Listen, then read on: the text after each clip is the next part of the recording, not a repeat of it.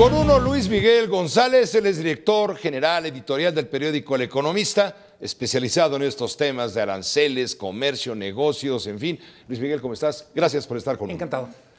A ver, tu lectura inmediata en torno a todo esto. Hay daños, es una guerra en donde todo el mundo pierde, dice el Fondo Monetario Internacional. Para mí el gran perdedor son los consumidores. Cuando el secretario Guajardo dice los consumidores de Estados Unidos van a pagar más por los coches, cuando México pone aranceles en arándanos, uva, manzana, piernas de puerco, embutidos. En la práctica eso significa que para el consumidor mexicano sería más caro comprar, a partir de que entre en vigor este arancel, sería más caro comprar el queso de la pizza o la pizza, comprar la manzana, la uva o el arándano que viene de Estados Unidos. Por eso es bien importante lo que dice el secretario es necesario buscar fuentes alternativas. Si México no consigue quién le venda más barato arándano, uva, manzana, la consecuencia directa es que para el consumidor va a perder capacidad adquisitiva. Nos va a pegar en el bolsillo a nosotros, claro, por estos productos que mencionan, como le va a pegar a los estadounidenses el comprar automóviles. Sí. Creo que evidentemente hay una dimensión geopolítica, está todo lo del TLC, está el impacto a las empresas que es significativo, pero es una guerra en donde también los consumidores salimos perjudicados, digamos, seríamos... ¿Qué lleva a Trump a tomar esta medida? ¿Nacionalista, proteccionista, unilateral, alevosa? Sí, a ver, él tiene una narrativa respecto a lo que ha sido el comercio exterior, donde dice, a Estados Unidos le ha ido muy mal con el TLC, le ha ido muy mal con la apertura, y si la revierto no va a pasar nada. ¿Cuál es para mí el problema? Lo ha dicho muchísimos expertos, es el presidente Trump cree que la única manera de evaluar si el comercio sirve o no es si hay superávit o déficit. Él dice, Estados Unidos antes del TLC tenía un superávit con México de $500 millones, ahora tiene un déficit de 70,000 millones. Por tanto, fue un pésimo negocio. No pone en la mesa los empleos que derivan del comercio, no pone en la mesa los beneficios en forma de precios más baratos o de productos de mejor calidad para los consumidores. Evidentemente, la decisión de Donald Trump también está en el contexto de las campañas, en este caso del legislativo de noviembre. Él cree que le compensa frente a los estados que pierden este discurso proteccionista porque hay otra parte de los estados a los que él está coqueteando, los electores, que quieren proteccionismo. Lo que llaman ellos el Iron Belt, que es la zona de Pensilvania, Cleveland, Ohio, que eran zonas industriales que están muy venidas a menos. Entonces, él les promete... Pero están venidas a menos por dos razones. Primero, por la importación de acero y dos, porque no se han modernizado. El cambio tecnológico. Exacto. Y también hay que decirlo, efectivamente México fue muy competitivo. Uno esperaba, en el contexto de una relación de 25 años, que Estados Unidos dijera, hay un margen para que yo le dé algo a mis electores, le dé algo a mis sindicatos y al mismo tiempo mantenerte en la cancha jugando conmigo, seas México o Canadá. Lo que se traslada, o mejor dicho, lo que trasciende de las negociaciones del TLC es que Estados Unidos está en un plan imposible. México le dice, oye, yo pongo esto en la mesa, estoy dispuesto a revisar A, B y C, y Estados Unidos le dice, no, es que está perfecto que lo cedas, pero si eso crees que te da derecho a pedirme algo, estás muy equivocado. Esto es lo que yo exijo y no te ofrezco nada a cambio. Cuando dice el secretario Guajardo, no en las declaraciones de hoy, sino los balances recientes del TLC, es México no puede ceder más de lo que está cediendo, tiene muchísima razón, porque la posición de Estados Unidos es, yo sí quiero un TLC que cada 5 años se acabe, yo sí quiero un TLC donde México y Canadá acepten que los mecanismos de arbitraje no sean internacionales, no sean trilaterales, sino sean mis tribunales. Yo quiero un TLC donde... Pero aquí el mensaje que está mandando el gobierno de Estados Unidos con esta medida, que ya había sido anunciada el 8 de marzo, como para darnos un poco de frío, y luego dijo, bueno, les voy a dar una tregua, siempre y cuando logremos un acuerdo comercial que a mí me convenga, que le convenga a Estados Unidos. Con este anuncio está dando por hecho el señor Trump que no va a haber un acuerdo modernizador en corto plazo del Tratado de Libre Comercio. Dicho de otro modo, el TLC está en este momento pendiente de un hilo, si es que no es más que ya una especie de utopía y tendremos que recurrir a otras prácticas comerciales a través de la Organización Mundial de Comercio para enfrentar una nueva realidad. Hay que entenderlo. Sí, un escenario es, si no respeta el TLC, muy probablemente tampoco respete las reglas de la OMC. Cuando oíamos hace unos minutos el discurso del secretario Rose, dice, hombre, nomás les digo, esto solo afecta el 1% del PIB de Estados Unidos, es que no se preocupen. En su lógica, Estados Unidos es una especie de isla que podría sobrevivir a una guerra comercial, que podría sobrevivir, por supuesto, a la ruptura del TLC. Evidentemente, la situación para México es muy diferente.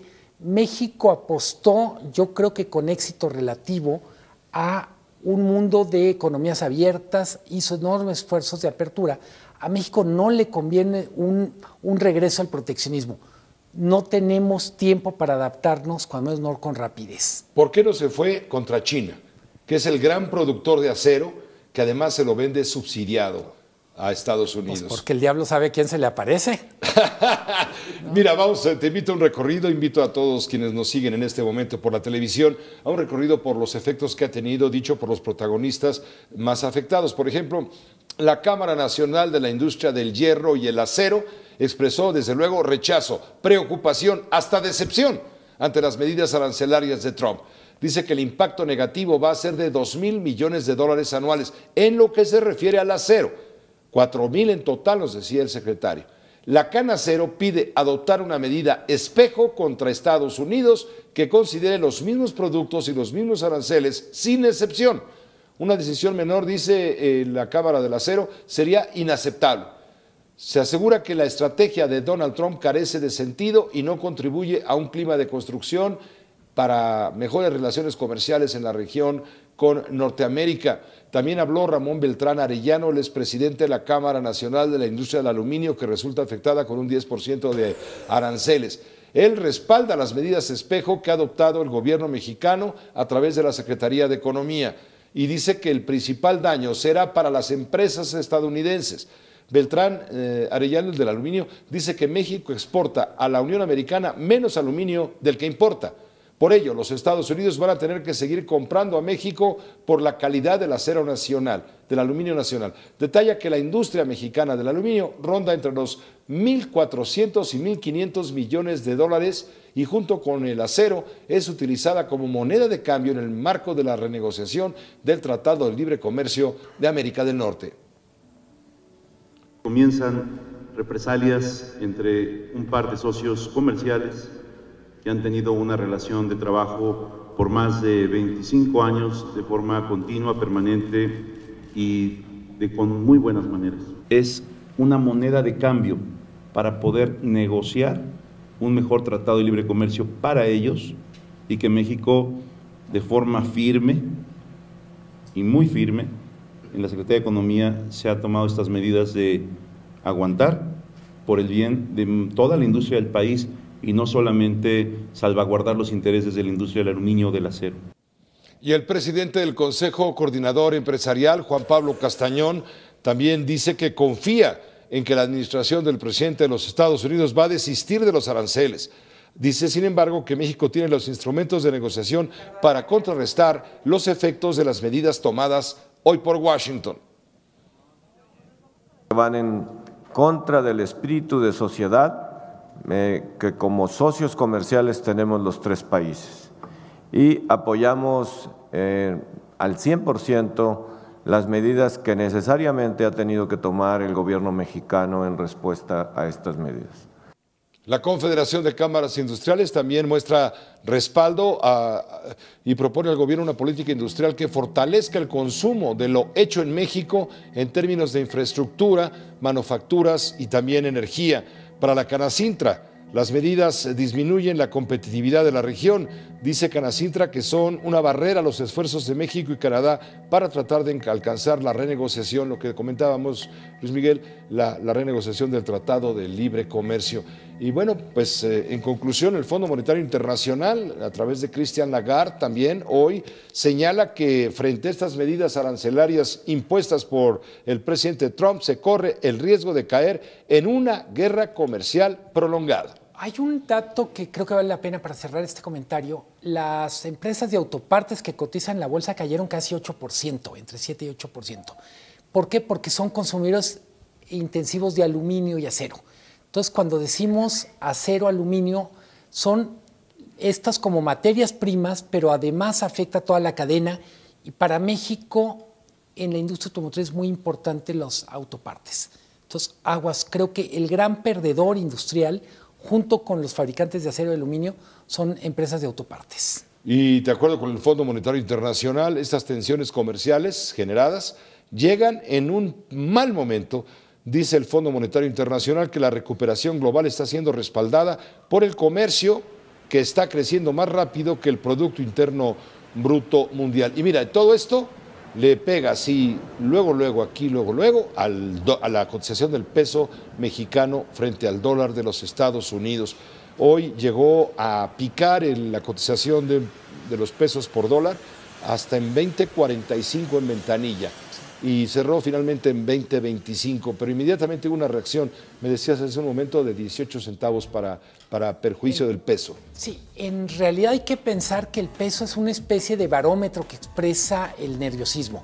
Se va el tipo de cambio, se mueve, porque probablemente el inversionista no sabe en detalle los efectos, pero sí dice, esto está mal. Si Estados Unidos se cierra... Huele feo. Huele feo. Ya después averigüemos qué tan muerto está el cadáver. Te agradezco mucho, Luis Miguel González, el que haya estado con nosotros. Es un placer. Gracias, Luis Miguel González, es director general editorial del periódico El Economista. Lo agradecemos mucho haber estado con uno para explicarnos así, con peras, con manzanas y con arándanos, lo que está pasando en este momento.